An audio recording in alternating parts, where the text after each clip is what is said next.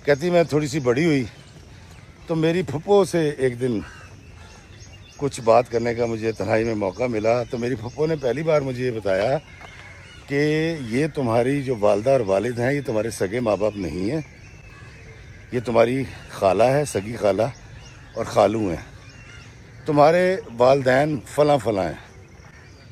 अच्छा, वो कहती है कि हम बचपन से अपनी खाला के घर जाया करते थे, लेकिन फुप्पो ने ये बताया कि जिसको तुम खाला समझती हो और खालू समझती हो वो तुम्हारे सगे वालदैन हैं।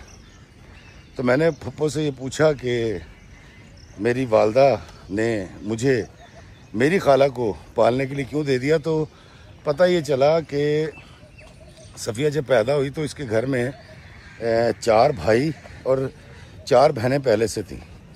सफ़िया का जो वालिद है वो एक हारी था, किसान था, मजदूरी किया करता था, तो इनके घर में ऐसा सच खाने को था नहीं।